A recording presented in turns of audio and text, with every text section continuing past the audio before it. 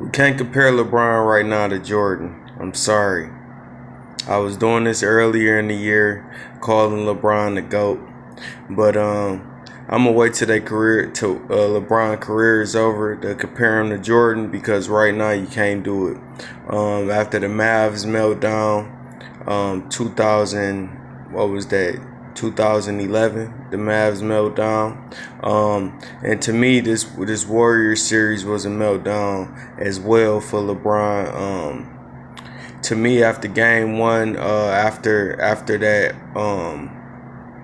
that blunder at the end, everybody blamed J.R. Smith, um, but really, it just came down to Bron not closing out like the greats do, like the champions do, like KD proving that he was willing to do this series. All about closing out, man. And Bron proved again that he wasn't ready to do that.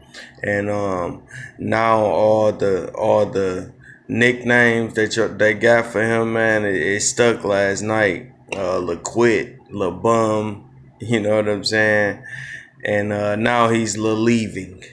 you know, he's leaving right out of Cleveland, man, because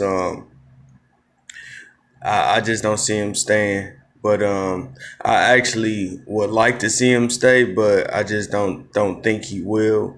But if he knows what's best for him, man, he might as well stay in Cleveland and get the help to come play with him. If he going to the finals every year, he might as well just get the help to come play with him instead of going to a tough West. Um, where you're gonna have to clash with the Titans before you ever make it to the finals. Now, once you make it to the finals, it'll be an easier road. But with that being said, my top pick for him to go is Cleveland. Stay in Cleveland. My second pick is San Antonio. I would like to see him go coach with a legendary coach.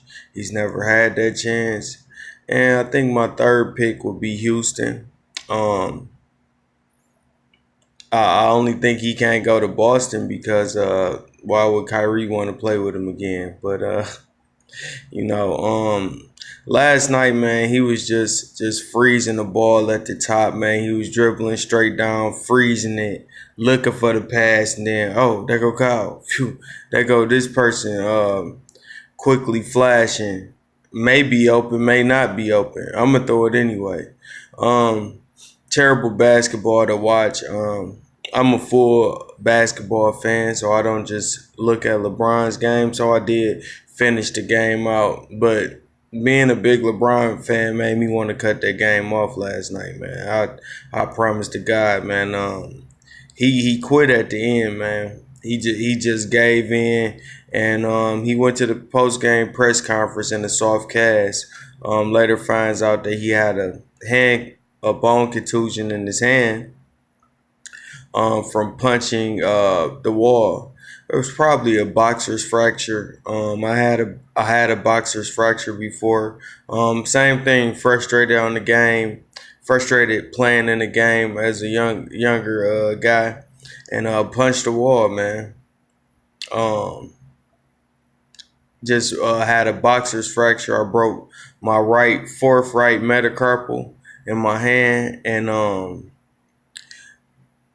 it wasn't easy to play through, but basically I had a soft cast on it for 3 days, and then they gave me a cast that I could be able to strap on my hand and protect that bone and still hoop. Me and my man Street Noise was talking about this the other day. I played with that soft cast on my hand. You know what I'm saying? And played through it, played well. The good thing about it is it allowed the ball not to touch my palm on the jumpers. So if any real shooters know, you ain't supposed to let the ball touch your palm. You're supposed to shoot with your fingertips. So it crispied up my jumper a little bit. So I wasn't mad. And you seen plenty of people playing with broken hands and fingers and stuff like that, man. Mm, you know, Clay missed maybe about a week with a broken thumb. I just don't think you could really attest any of the loss to that injury, and I just think it was a little deception and diversion for him to come out in the cast. Like he couldn't wait till the press conference was over. It just I don't know, man. He was just acting like a prima donna this series. I just wondered what happened to the LeBron toe. What happened to the LeBron playing the Raptors, man? Because he went out there, he had the most confidence in the world. And if he had took those same shots, he could have made those same shots. He had those shots. The turnarounds from 18 feet. He had those shots. If he, I mean he got that shot any given time, any game. So the aggressiveness was just lackluster. It was to me it was a poor effort, man, and he really set it up for leaving the town of Cleveland again, man. That's what it looked like. But if y'all look at my Facebook, I was saying that before the game started. Um, that I watched the press conference before the day before yesterday, and it was a bad look, man. He was basically making all the excuse on how good the Warriors are and the team that he has and how he missed Dwayne Wade, and it will help. He don't have a lot of playmakers. And I'm sorry, man. At some point, you got to look in the mirror, man. You got to say, am I doing everything I can do to help my team win? And if you're not, man, you got to figure out what you can do to help your team win, man. At the end of the day, if you're the greatest in the world, um, as you said before in the final situation, I'm the best player in the world. Well, you got to show up, man. You got to put in 100% effort, man. I'm sorry you can't continue to be called the best player in the world when you putting up 70% effort and you're not winning a title with that 70% effort. Yesterday the defense was just subpar. The offense was subpar. He looked disengaged. Didn't look like he wanted to be there. All the LeBron critics, man, y'all got my permission to tee off today, man. Tee off because that's ridiculous. I was disappointed to see that yesterday, and I think other Bron fans, we want to take up for him, but today let's just get Golden State credit.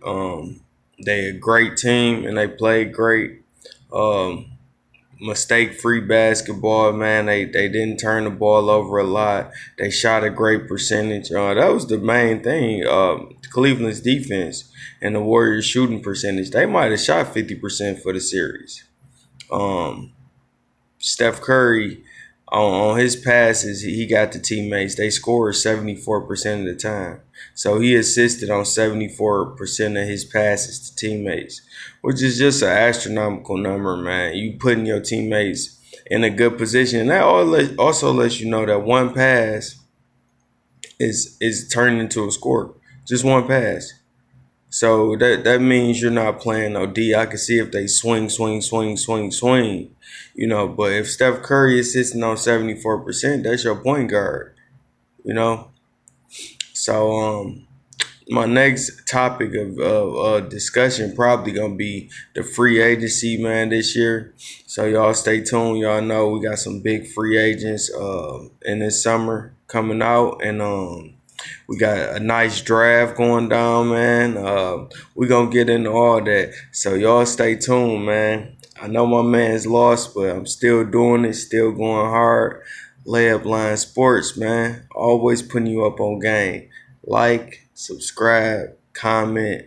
Appreciate y'all, man. Peace.